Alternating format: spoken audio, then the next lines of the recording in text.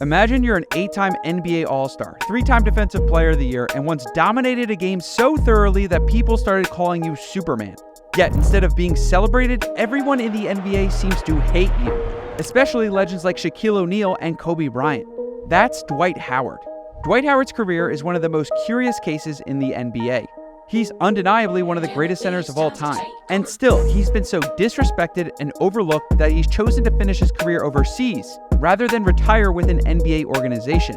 What happened to this guy that caused him to be blacklisted from the NBA? And how did this once beloved star become public enemy number one? Retaliation right after the throw of the ball, headbutt, and then Howard.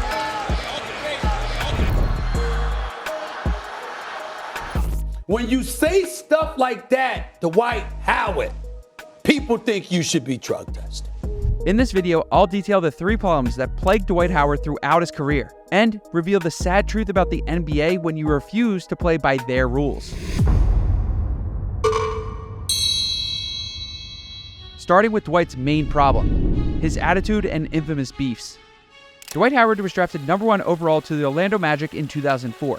He arrived just after the T-Mac era and had huge shoes to fill, yet Dwight immediately made a name for himself. In his first 4 years, he averaged 16 points, 12 rebounds, and 1 block, and didn't miss a single game.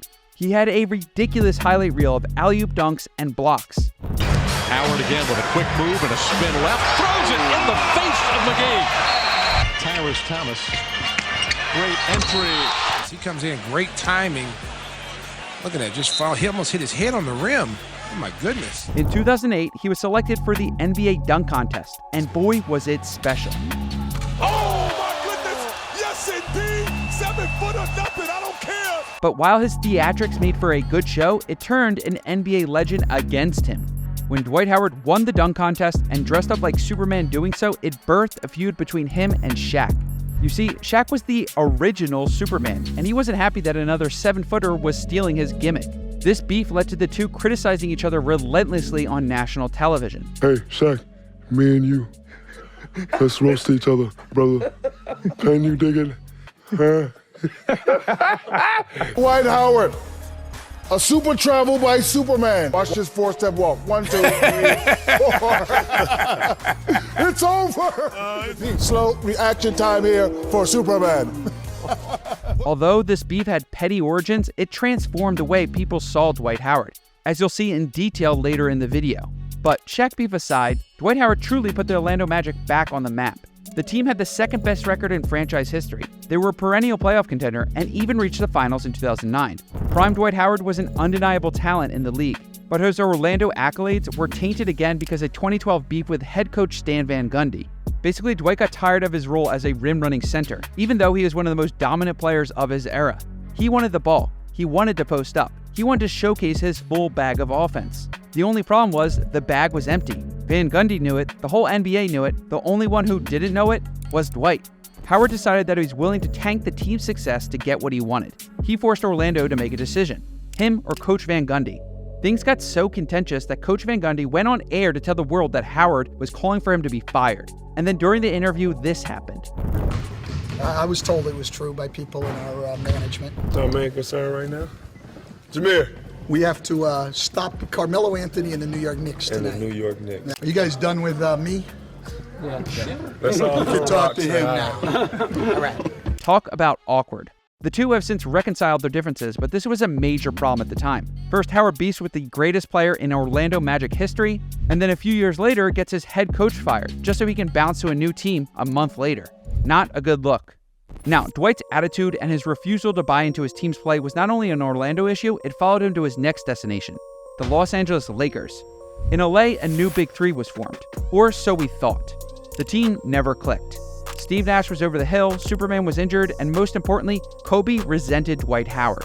It was similar to the Shaq-Kobe beef, but without all the championships. Kobe thought Howard was soft and didn't take the game seriously. At the time, Howard was struggling with a back and shoulder injury. Not exactly what the Black Mamba was hoping for, especially since his main man Pau Gasol was already out with a foot injury. So Kobe pressed Howard to play through the pain. What did Dwight have to say about Bryant's thoughts? Quote, "He's not a doctor and I'm not a doctor. That's his opinion." On top of that, Howard's lack of self-awareness struck again. Just like in Orlando, Dwight wanted the ball more and thought Kobe took too many shots for the team to succeed. That's right, Dwight Howard thought that one of the greatest shooting guards ever should feature him more on the offensive end. By the way, Kobe was having one of his most efficient years of his career, averaging 27 points, 6 assists, and 5 rebounds on 50% effective field goal percentage. So after making a public stink about the offense, there was no coming back from that with Mr. Bryant. Dwight's time in LA would soon end. Next up, Houston. And you guessed it, Howard found a way to have problems with another superstar. This time, it was James Harden. Again, Dwight wanted the ball regardless of how well the team was doing. Eventually, Harden requested that they bench Dwight for Clint Capella and made the Rockets pick between him and Howard. Dwight stayed one final year before declining a player option to become a free agent. He went on to bounce around the league, playing for 5 teams in 6 years, and had issues with teammates or coaches at almost every stop. The next major problem with Dwight's career was injuries. In his first 7 years in the league, Howard only missed 7 games. Then in April 2012, Dwight suffered a herniated disc and needed back surgery. This destroyed Orlando's playoff hopes and personally kept Dwight off the 2012 Olympic basketball team, so no gold for him. Back injuries can severely hurt any player, but for a player whose game completely revolves around athleticism, this is one of the worst things that can happen. You can see it now with a player like Ben Simmons, who has turned into a shell of his former self. Check out my video on Ben Simmons if you haven't seen it yet. Prior to the injury, Dwight was an absolute monster on defense. 3-time Defensive Player of the Year, 4-time rebounding champ, but after, he never made an All-NBA defensive team again. In LA, his shoulder injury created a divide between him and Kobe, and then Kobe picked up a gruesome injury of his own, tearing his Achilles and ending the season early. The duo never took the court again. In Houston, the injuries caught up with him at the worst possible time, Western Conference Finals against the Golden State Warriors. Howard tore his MCL and meniscus and not only missed the series, but missed half of the next NBA season. Then, years later, as a Washington Wizard, he re-aggravated the same back injury and missed 70 games. All these injuries put an end to the dominant Dwight Howard we saw in Orlando. For the rest of his career, Howard became a humble role player and never averaged more than 20 minutes per game. Injuries and beef aside, Howard has managed to put together one of the most impressive resumes we've ever seen.